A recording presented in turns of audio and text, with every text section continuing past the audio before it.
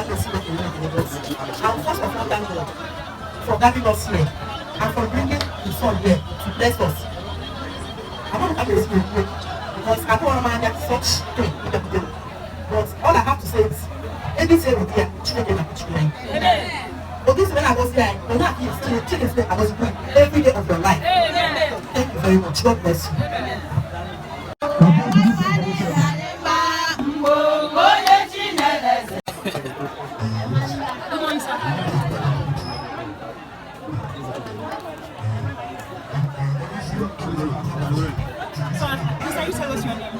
I'm Honorable Charles Chukafu, the Honorable Commissioner for Trade, Commerce and Workplace for Anambra State. Can you tell us what is going on today? I was called by the Honorable Engineer Okongo that is empowering market women today. And like you know, my ministry is Minister of Trade and Commerce. So whoever is empowering market women is equally empowering my ministry. So because I saw it as a very good initiative that will add value to our system. When you empower the women, you empower the family. Because from that business they will take care of their families. So when I'm saying let's go for Ulobiano, as you can see, because the government is doing well, most of his appointees or subordinates are actually emulating him. So that's why Honorable decided to empower market women within his local government. So I decided to be here to show solidarity to him and to encourage him to be able to do more and to encourage others to know what the guy has done. I'm so glad and excited.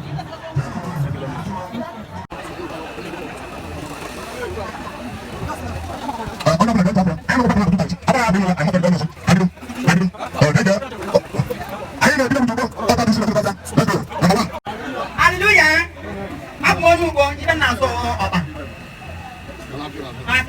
Thank you very much.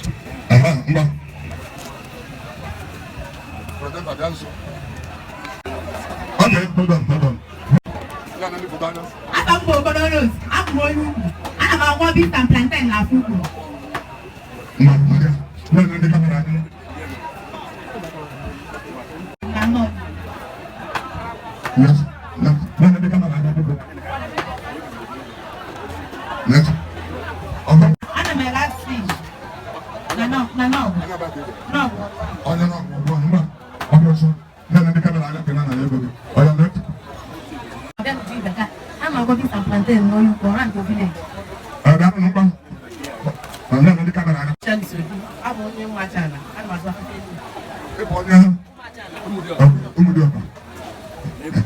Yes.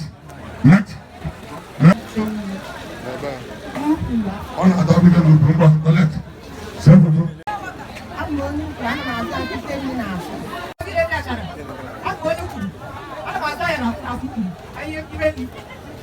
Okay.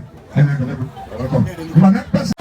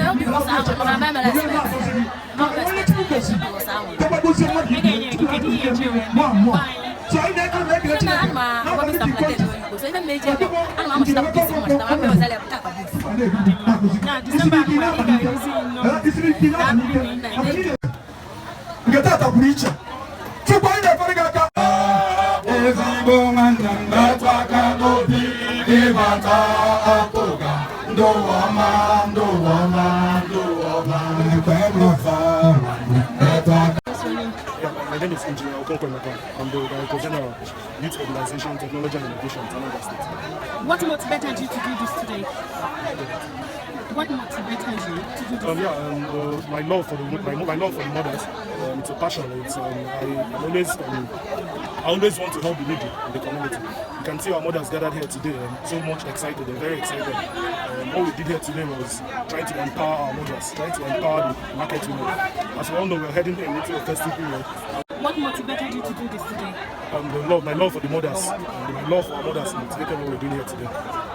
Okay, today's event, is it going to continue? And yes, it's an event that has been planned by my agency to be done like severally. We're going to keep doing it and we're going to keep doing it. What's the next plan?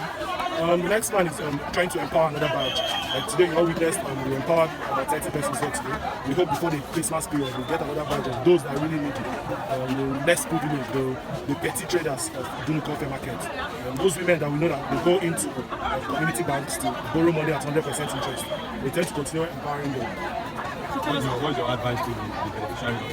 Yes, like it was rightly said here today, we advised them that this money was aimed, the aim, why we give them the money is for them to invest in their business and not their personal needs, because we all know that investment yields interest. So if they invest the money we give to them here today, the next 2-3 months after the season, we expect they have larger quantity of stocks in their trade. Thank you so much.